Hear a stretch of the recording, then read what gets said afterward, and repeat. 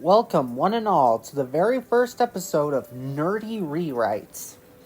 Today, we're going to be talking about Mortal Kombat 9, the biggest wasted potential in the entire series. Mortal Kombat 9 is supposed to be the big reboot of the series, but because of how badly this game was done, NetherRealm felt the need to reboot the series a second time.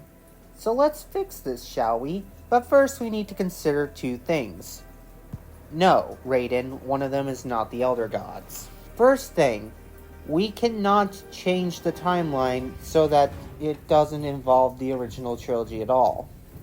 Yes, we can alter the original trilogy, but the original trilogy needs to still happen. So, we need to have a tournament in the first arc, a rigged tournament in the second arc, and Shao Kahn basically going F it and just invading Earthrealm in the third part. The final thing we need to consider is the fact that we can't use any of the DLC characters.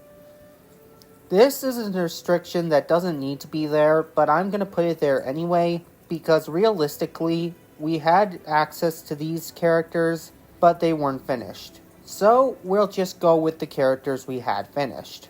Final thing we need to consider, no guest characters. They're not canon. Plain and simple.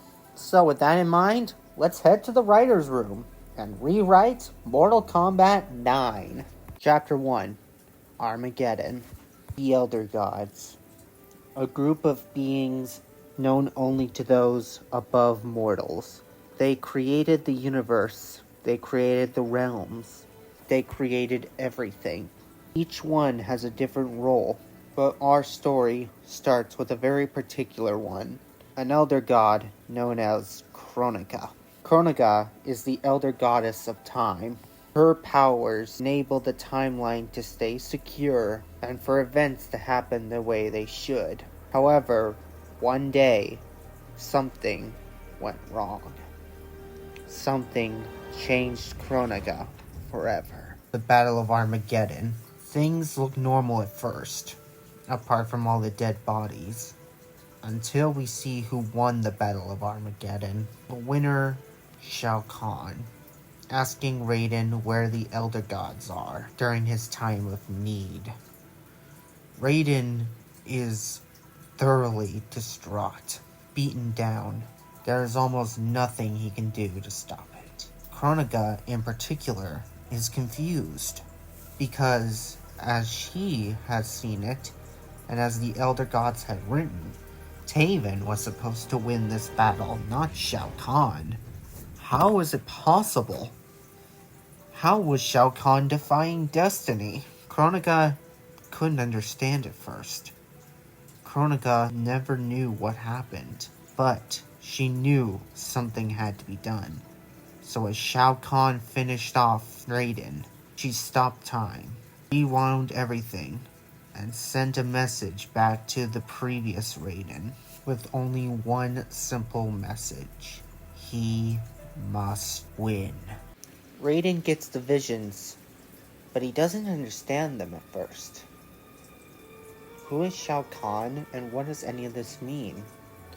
But there's no time to think about that, for as he starts, the tournament known as Mortal Kombat begins, and Shang Tsung greets his guests, and calls up the very first combatant, Johnny Cage.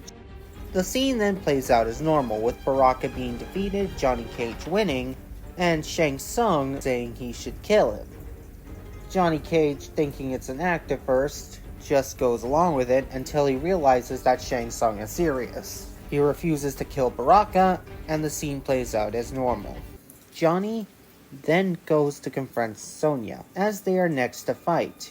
However, they do it outside of Shang Tsung's sight, and even though Sonya wins, she is impressed that Johnny is able to keep up with her.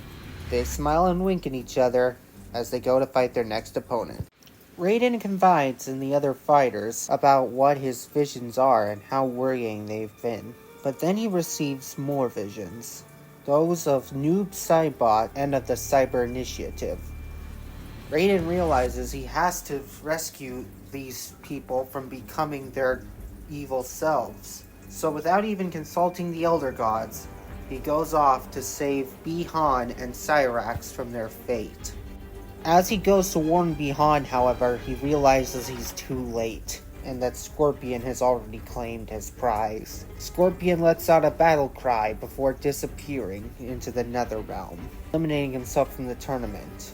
Raiden is very upset about this revelation, but realizes it's not too late to save Cyrax from his fate. He confides in Cyrax, revealing the Cyberlinkway Initiative. This event would have a ripple across the timeline, as it's soon revealed that later, Cyrax actually escaped from being turned into a cyborg. As per the original timeline, Liu Kang defeats Shang Tsung, and Shao Kahn is furious, to which Shang Tsung offers to change the rules of Mortal Kombat in Shao Kahn's favor. Things are proceeding as normal, but Raiden preventing Cyrax from becoming a cyborg has changed things to the point where even the Elder Gods don't know what's going to happen next. Kronika can see, however, that Raiden has just caused a huge problem. And that, ladies and gentlemen, was the very first episode of Nerdy Rewrites. I didn't rewrite much in this first episode, but that's because not much needed to get rewritten in the first act of Mortal Kombat 9. I feel like for the most part, it did its job well. However, you did realize that I did in fact rewrite two things about it. Thing number one, Kronika is an Elder God now, not a Titan. Reason being, Titans are kind of unnecessary in Mortal Kombat, to be honest. And in case you don't know your Greek mythology, Elder Gods are actually stronger than Titans. So I don't know where this whole Titans are stronger than Elder Gods thing even came from. Thing number two, on the other hand, is the fact that, well, Cyrax is no longer going to be a cyborg. This is going to have huge ramifications going forward, but the reason why I decided to make this change was because I decided that if we're going to play with time and see things change, then why don't we go all the way? So, therefore, Cyrax is no longer going to be a cyborg. But I kept the fact that Bi-Han dies and becomes Noob Saibot simply because I like Noob Saibot. But trust me, we can still make him work. Other than that, things remain mostly unchanged. I also add the little blurb of Taven being the actual winner of Mortal Kombat instead of Shao Kahn, as a sort of wink and nudge to how things were originally supposed to pan out. But with all that said and done, I hope you enjoyed the first episode. Stay tuned for Part 2, Chapter 2, Shao Kahn. Hope to see you then.